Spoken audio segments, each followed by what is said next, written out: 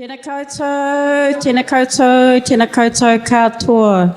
Ko ngā hui right tōku ingoa no kaimahi o ngā warero o Aotearoa. Welcome everybody to our kaupapa workshop 3C, research and evidence he kainga ora. Oh, eko, wrong one, karoha, oh we. Research and evidence by better building homes, towns and cities. So I'd like to introduce our beautiful wahine tour, Maya Ratana, Jacqueline Paul, Hannah Marie Monga and Panya Newton. So thank you everybody, and I will hand over the microphone to our wānau. Kia ora.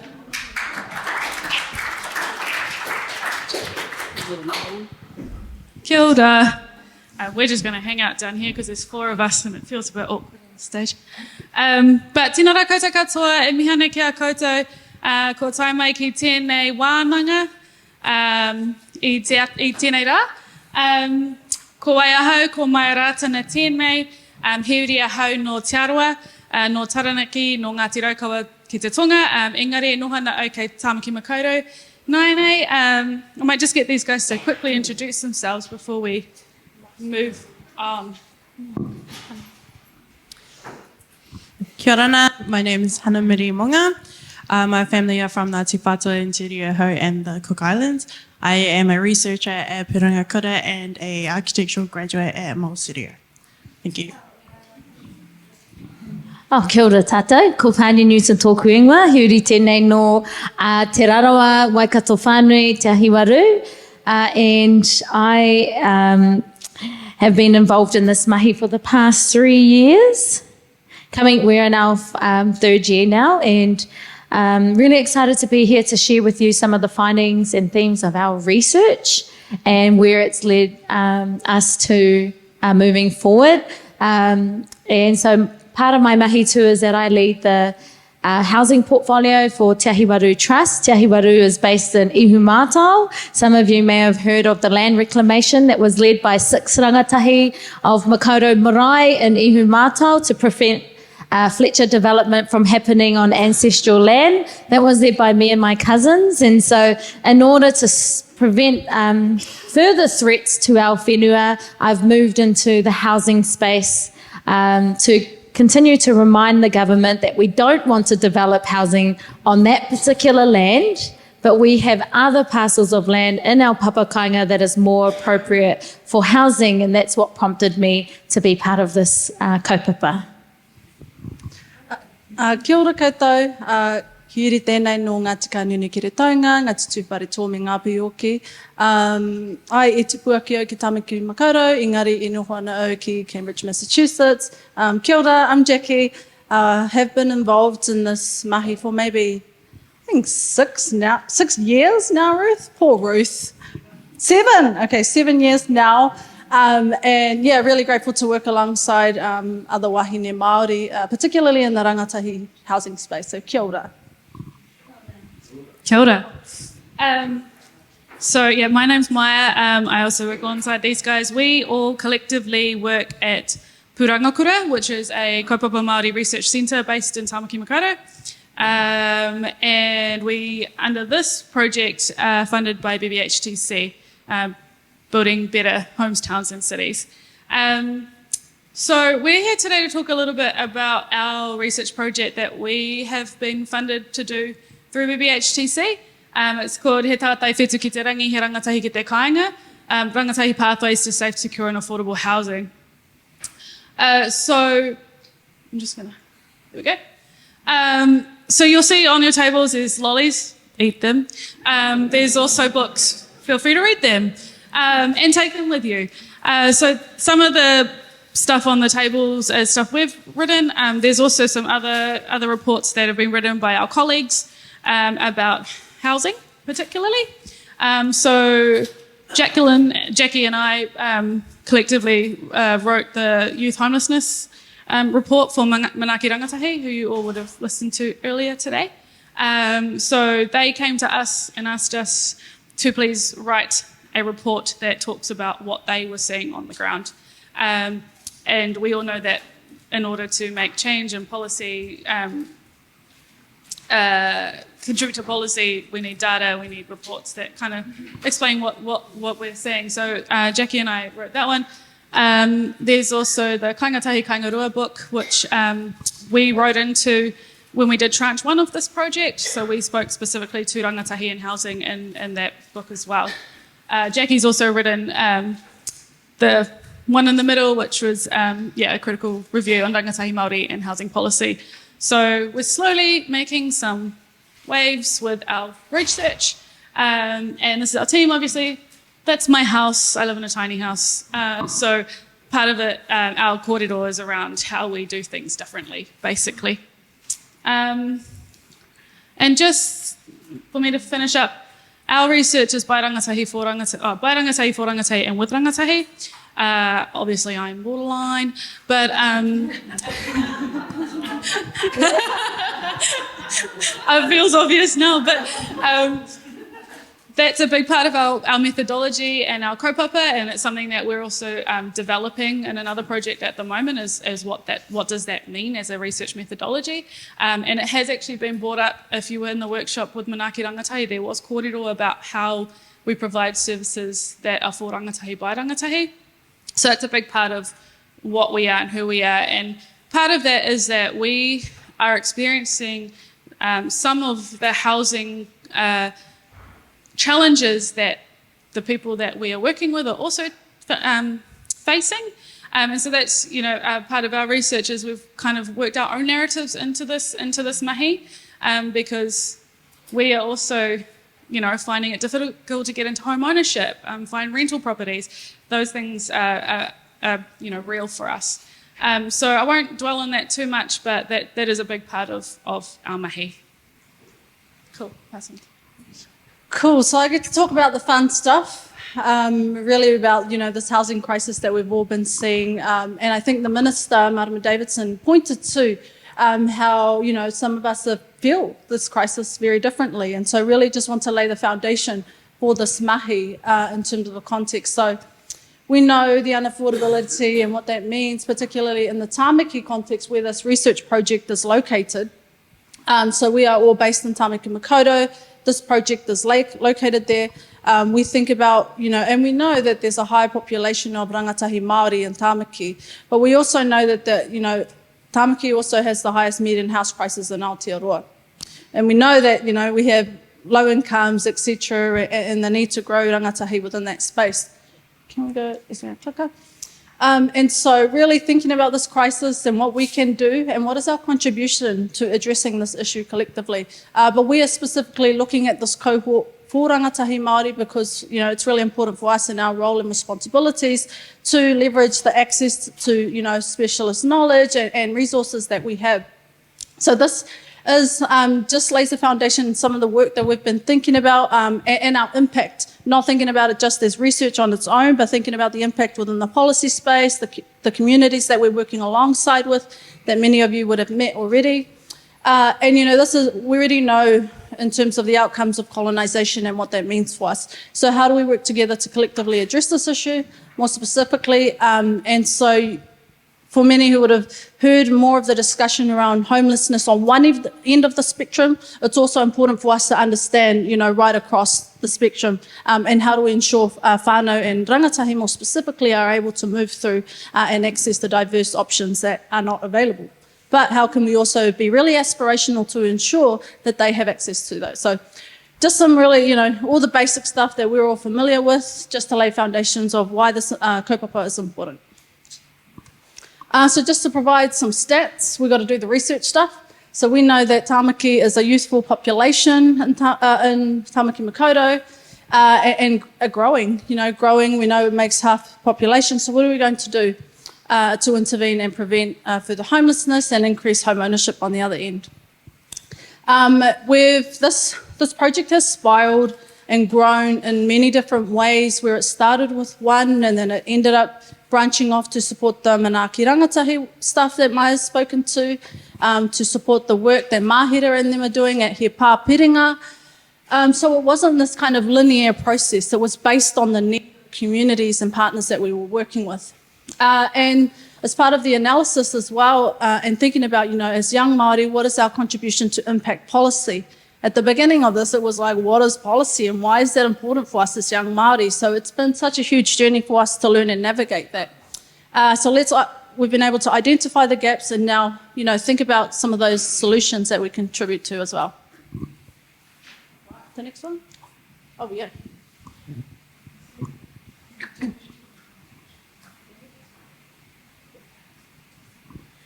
So what we did in terms of going out and collecting the rangatahi voice is that we held a number of wānanga across Tāmaki Makaurau, and we were able to engage with many different rangatahi from who had diverse housing aspirations, needs and circumstances. And the cohort ran from age 17 to 35. And so for some of us, like Maya, we got involved in this kaupapa when we were rangatahi and are moving out of this project into pakeke hood. And but of course, in this kaupapa for us, rangatahi was contextual. So amongst my peers, I may be a pakeke, but when I'm sitting at the table with my hapu, I'm definitely a rangatahi in that space. And so some of the things that rangatahi said was that, that some of the barriers that they had faced in securing adequate and safe housing was that there was a lack of information and resources out there for rangatahi. Another one was that they were very aware of how they were negatively perceived in the housing arena and how that impacted their ability to secure housing. All the stigma, the negative stereotypes around rangatahi Māori and Tāmaki Makaurau made it very difficult for them to secure adequate housing. And of course, that rangatahi are disproportionately experiencing homelessness, and there's a need for more rangatahi housing allocation. And one of the highlights of this kaupapa I have to mention is just hearing rangatahi dream about their aspirations. And, and through this kaupapa, we were able to support rangatahi too, to secure some of those aspirations. So rangatahi want to return back to their kāinga. They want to own their own homes. Some enjoy renting. And so capturing those was a highlight of this kaupapa. And through this too, we get to inform policy, we get to advocate on behalf of rangatahi, which is something that we're very passionate about.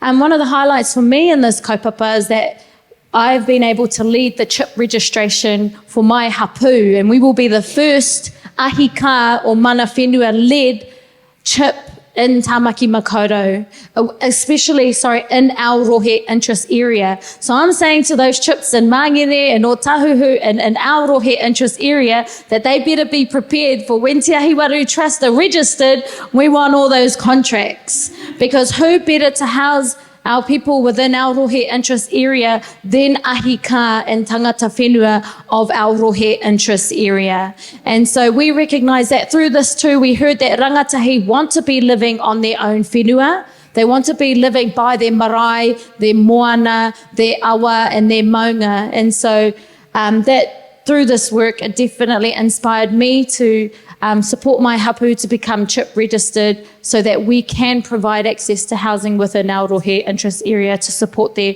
health and well-being and strengthen and enhance their connections back to their whenua. Right. Okay, I'll just talk this really quickly. But so these were just some of, so alongside the wānanga, we also did interviews and we did a lit review and all those sorts of things. But these were just some of the, when we did the wānanga, we basically, had the post-it notes and our research questions and got rangatahi to answer those research questions. And these were some of the things that were written on those post-it notes. And I'll just skip to some of the quotes we got from the interviews. So I live alone. I used to stay with my twin, but she has to stay in another place, another room at a lodge. We've tried to stay together, but they won't let us. So she was living in transitional housing. She had a twin sister. I think she was 19. And so, just showing how the system just doesn't work for them. She should be allowed to live next to her twin sister. She also spoke a lot about how unsafe she felt in that space, sharing bathrooms with men, those sorts of things. I'd make an inquiry online or I'd speak to someone on the phone in my phone voice, and I thought it was going really, really well. And then I'd meet them and it would all change. Part of me felt like it was because I've got a white name and I had a white voice, but then they'd meet me and I was in a hoodie and jeans and was brown with my brown baby attached to my hip. I definitely felt like there was assumptions and stereotypes and stuff like that. So this rangatahi, she was actually trying to buy a house on her own. She was a single mama, but her papa had passed away, so she had inherited money. She could buy it. She had the money to do so, but just kept getting turned away because of being a single mama, being Māori, being young, even though she had the money to do so. 100% that was answered to rangatahi don't know how to navigate housing. If it wasn't for the Housing Foundation, also the bonus was that the lady who was helping us was from the Housing Foundation, was Māori. So there's sort of two things, I think, in this quote. One is that the Housing Foundation and shared equity has come out as a really positive thing in our research and a really clear pathway for rangatahi to get into home ownership. It's working, basically. The rangatahi we talked to who had gone through that scheme had really positive things to say. And then the second thing to that was the fact that the person they were dealing with was Māori, and how integral that is for our rangatahi to find those connections within the system and have someone that treats them like a human. So yeah, those are just three. There were so many good quotes, but those are just three that we picked up. I'm just going to pass on to Hannah. Oh, I can do the clicking if you want. Thank you. So part of our outcomes was producing our podcast, He Whare Moe, and it's about rangatahi Māori and housing and sharing their aspirations and realities. So the reason why we did a podcast is because a lot of rangatahi don't want to read. Their attention span is quite limited. So this is a great attractive way for them to attain knowledge and just to keep engaged. This is our podcast teaser.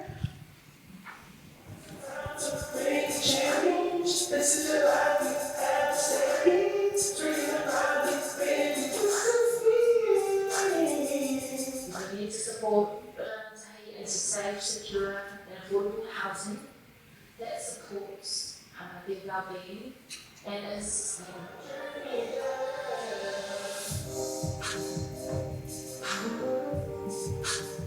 I hope that Rangatahi Māori access all the knowledge that's needed to navigate the housing space.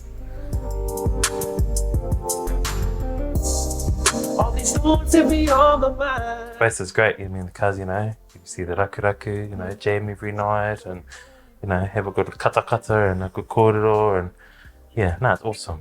They say the truth, you would set you free. You gotta wake up. Ooh, yeah.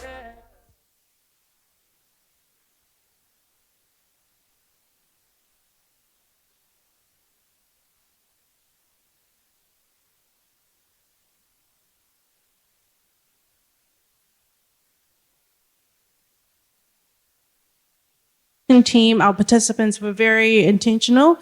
They are all Māori rangatahi based. So across we have 10 episodes, and it speaks to a lot of the aspirations and realities of a lot of our rangatahi living in Tāmaki and across Aotearoa. So we also interviewed ourselves as well, because we are rangatahi and we are living this way in this space. So for Jo, she's one of the participants that we interviewed. She actually owns her own home with her partner. She has a blended family, but she can't live in it because her housing doesn't fit her need, her larger family. So she owns a home and now she's renting as well. And so also on your postcards, if you see on your table, we have purposely, we have Reihana, who also did our illustrations. And it was really great working with Māori because they really understood our vision and what we were trying to encapture. And we also did, we used Jesse Monga for our music as well.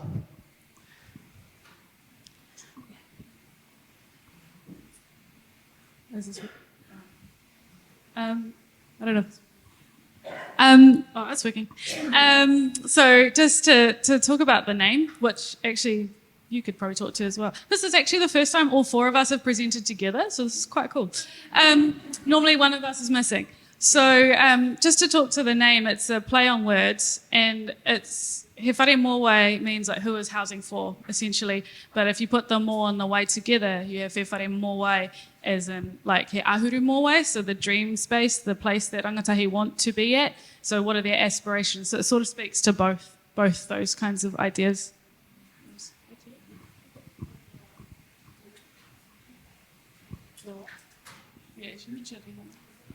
No, that's on the postcard. Yes, that one. Okay, so a lot of our ideas and inspirations for this illustration was about capturing housing, capturing the podcast, capturing rangatahi, and how we attain data and knowledge and resources. So this is our illustration, our logo, and we are also on Spotify and Captivate. We'll soon be on YouTube. We also have the links on the postcards. Thanks, Hannah.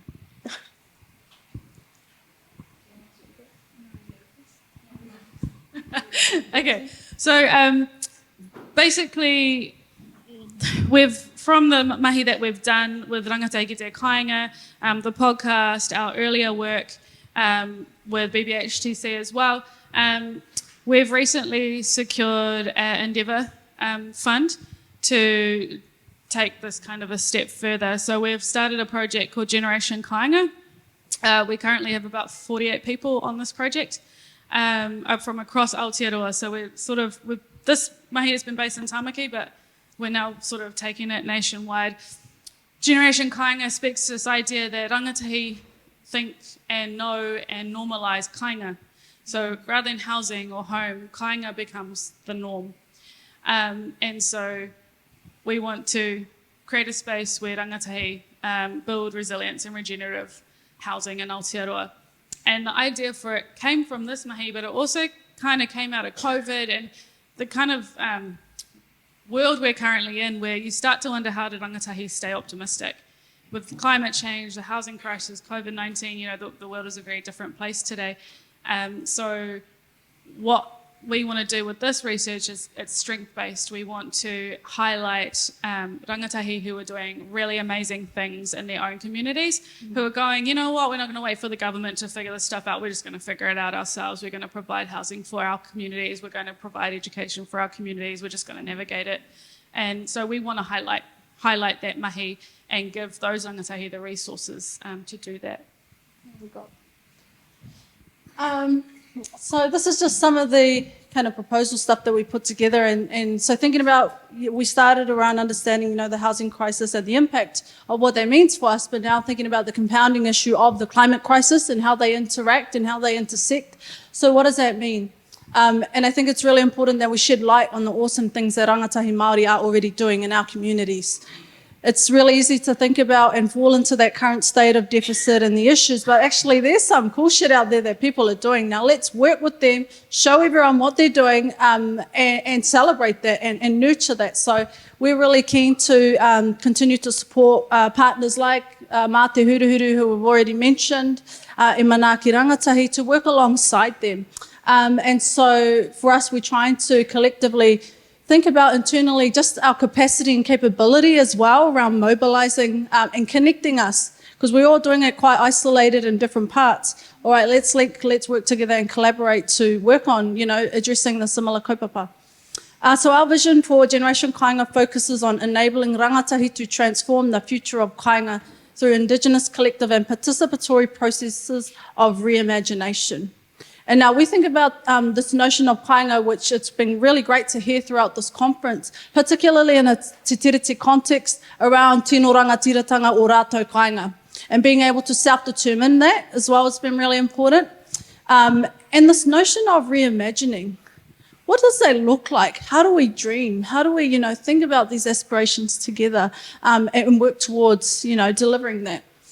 Again, we've heard the buzzwords of resilience and regeneration, but trying to take be really proactive around the things that we're doing together.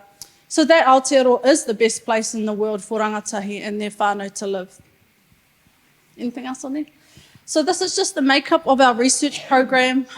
We've only provided a high-level overview just to introduce. This is probably the first time we've done a public introduction in terms of Generation Kāinga. And these are essentially the core facets of the program that we're working on. So we have rangatahi ora, ohanga ora, kāinga ora, and whenua ora. I don't know if you want to speak to Yeah, I think so with this one, we're really aware that housing doesn't operate on its own, that there's lots of things that make well-being in housing work. And so our team consists of people right across different fields, from environmental sciences to governance to social work to business to and designers, architects, the like. So we our team currently is sort of in these 4 groups, but we come together quite regularly, collectively, and kind of pull our resources to kind of figure out how we're going to solve this problem and make the world a better place. Ka pai, and that's some of the members of our team.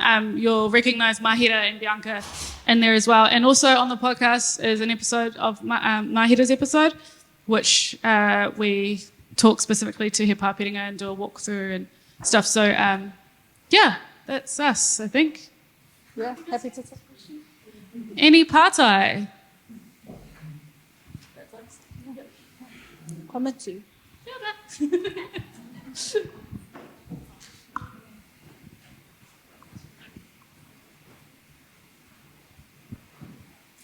Thank you, ladies.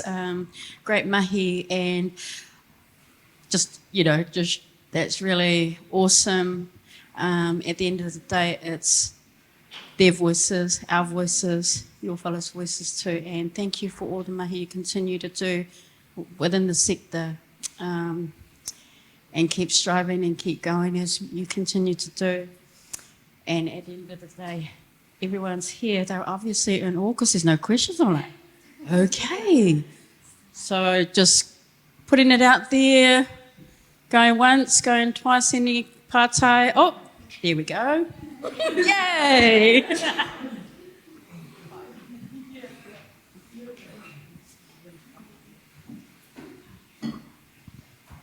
Thank you.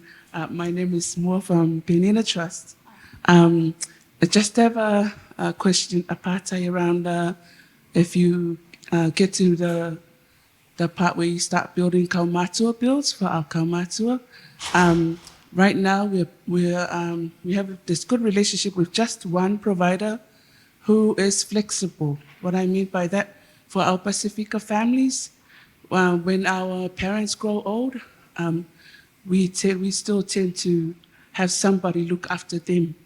But somehow there's restrictions from a lot of providers that they can take kaumatua, our elderly parents, but just them. There's there's restriction around having that caretaker, and yet, for us as Pacifica and Māori families, and I'm just voicing out that maybe I could call a suggestion in future, and then in closing, I just want to express how proud I am of you girls.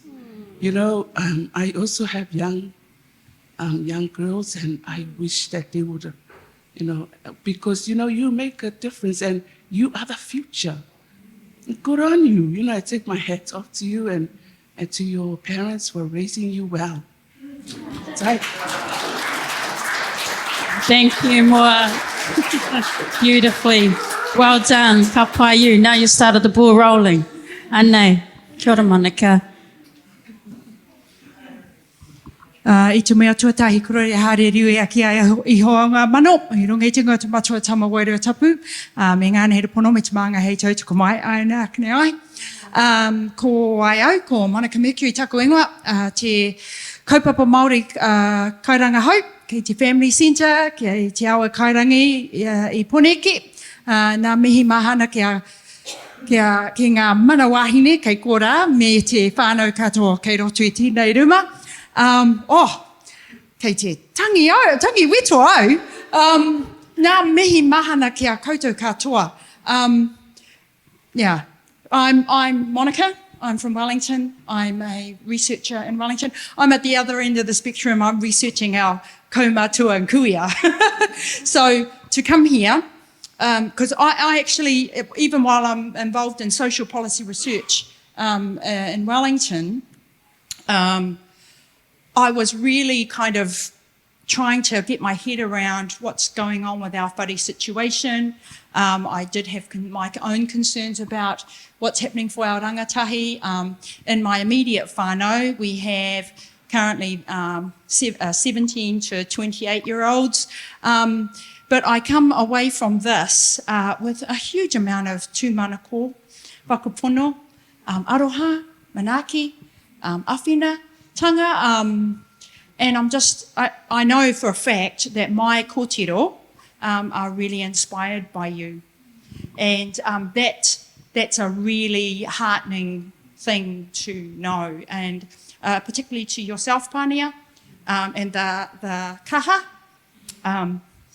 Yeah, it brings tears to my eyes that you showed as a young person to protect all of us as Māori, and to stand strong and to know that our uri whakatipu doing this mahi, all of you, is just inspirational, and I have great hope for my own whānau, that there are the resolutions are with them. I've done a little bit of research about why te reo Māori is not compulsory, because I used to be a teacher and I was working in kura auraki and having to battle to prove to people that te ao Māori is not scary in mainstream spaces. And much of the mahi that my findings, what is it needs? It needs to be valued. Te ao tikanga, te reo and tikanga needs to be valued by all of Aotearoa, but how are we going to get there? Well, actually, it's through these sorts of people. They are our future. And, my children have come through kohanga reo and kura kaupapa. They have a te ao Māori view, and actually what's good for Māori is good for all of us. And I only just understand that now, right? And as a mother of Māori, Chinese, Samoan children, I'm a melting, my whānau is a melting pot, but what is right in the tikanga of our people is right for all New Zealanders, and that we've got to get everyone to understand, and it's nothing against our beautiful tangata tiriti whānau, our tau iwi, but you give our people the resources and the tools, and they will do the mahi for everyone. So, ngā manaakitanga ki a koutou, ngā mana wahine kei kora, ngā mihi mo te hapai te rama, mo te mahi o ngā rangatahi katoa. Kia tauturangi Māori he te whānau, e runga ti ngā te matua tama wairua tapu mi ngāne, pono māngai tautuku mai, ai nei, aka nei, ai. Tēnā koe whaia.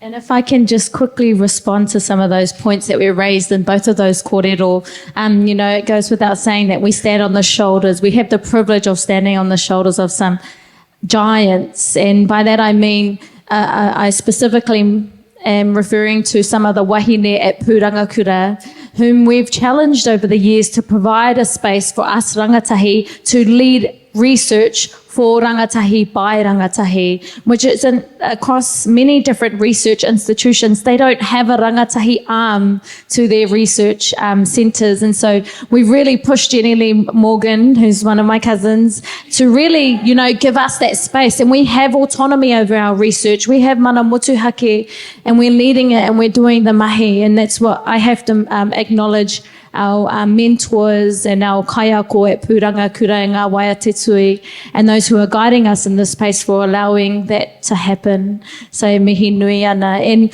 we also have the privilege of creating case studies where some of us are working on papakainga developments. Like myself, for example, I didn't have the privilege of inheriting land within Ihu Mātau. So me and my tāne, and if you want to go and watch our podcast talking about papakainga, we talk about how we showed up to an auction to stop outsiders from buying that whenua, and we ended up buying it. And we negotiated with the agents to extend the settlement date out to 10 months, and then we had to scramble amongst our whānau to find the 5% deposit to own an acre in our papakainga, and we managed to do that.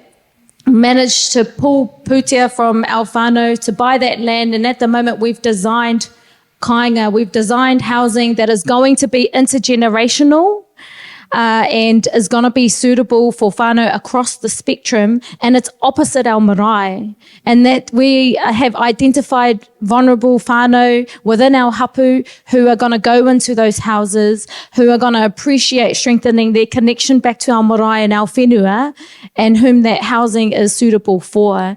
And through that mahi, we've been able to inform like some of the mahi that Mole Studio is working on with intergenerational homes, and is thinking about concepts just as like that. And we look at good examples like Papakura Marae, who have created kaumatua housing, 2-bedroom homes, and they've got another room inside the whare for caregivers, for mokopuna and whānau to come and stay throughout the week. So, that tuakana teina relationship can be fostered, that whanaungatanga and that hononga. So there's many case studies that we are really fortunate enough to draw from in our research, but also to create some that can be precedents for other communities, hapu, iwi, marae and chips in the future. And so really take on your point around looking after our kaumatua and thinking too about how can we create papakainga or housing projects that foster that. I am not one who believes rangatahi should go into their own space. I think we need to live in communities, especially intergenerational, because we know the value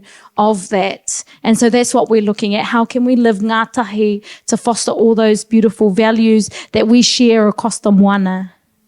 Aye. There's one more comment. Kia ora. Cindy Kawana from E Te Puerea Whānau Services, which is a almost health and social service of Ngāti Pāwa for Tamaki. Awesome work. I'm really excited to hear this, and particularly rangatahi for rangatahi with rangatahi.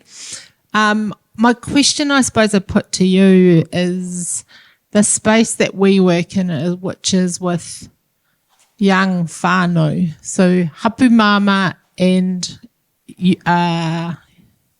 rangatahi with children, because that's often missed in the picture.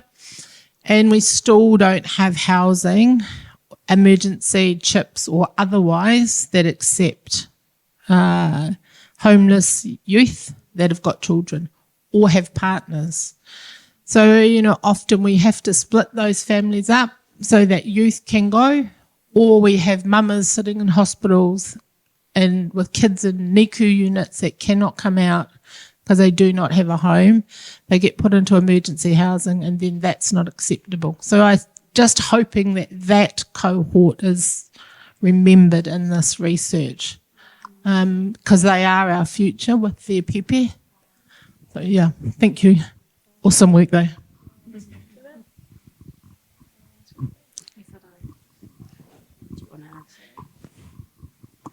I mean, obviously I know the mahi that you do well in and Zoe obviously at Itupuria and really value the mahi.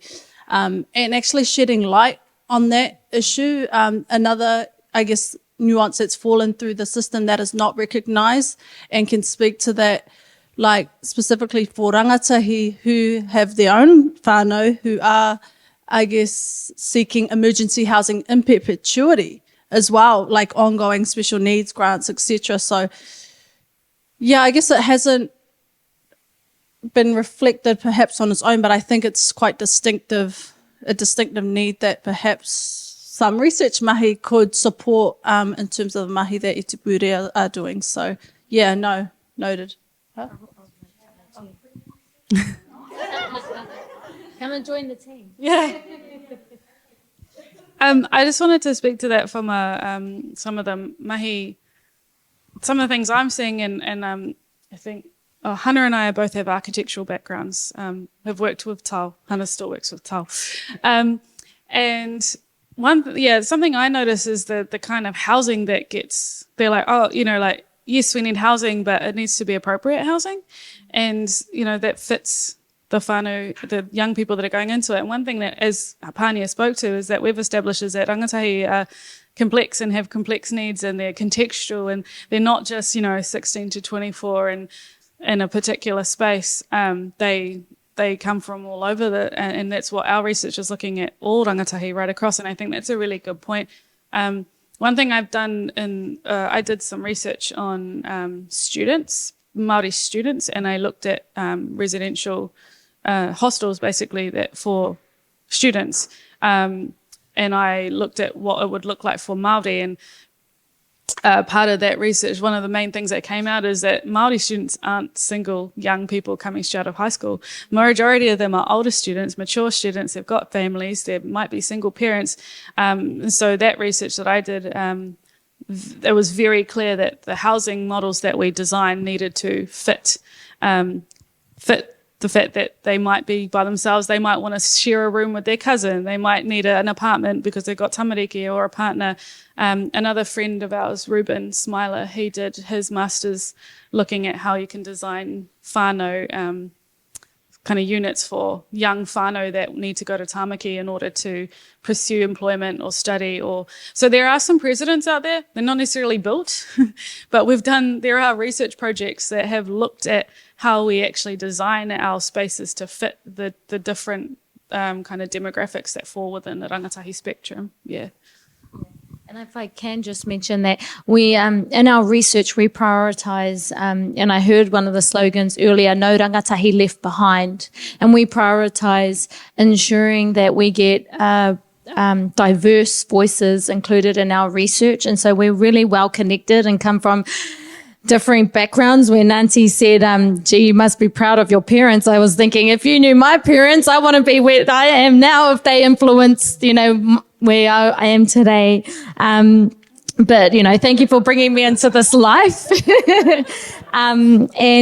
But we come from diverse backgrounds and have many different connections. And so all of those that we interviewed and engaged in the focus groups were from all across the spectrum. And so we will ensure moving forward that we capture all rangatahi voices with all those experiences. And through our mahi too, you know, we've been able to connect them in to different services. But if I can just say one thing, I just think, you know, some of our chips, especially for tamaki, need to allocate spaces just for rangatahi, and is our most vulnerable rangatahi as well, like our young mama, hapu mama, and so on. And also, some responsibility needs to fall back on our whānau, and we need to strengthen and support our whānau to, when in need, we need to open up our homes and house rangatahi or our whānau when we can and if we can afford to. And by that I mean spiritually, mentally, financially, because we don't want them to end up in the worst of the worst circumstances. And so it's one of my personal missions is to encourage my whānau to, if we can, open up our homes. And I think I heard it earlier, someone said, you know, the cabins, I think it was Kendra earlier, you know, she's on a mission to unlock whānau homes, have cabins in the background if can, because we know there's a dire need. Yeah. Kia ora whanau. Thank you, ladies. Once again, big mahi to your mahi and continue to strive and do what you continue to do.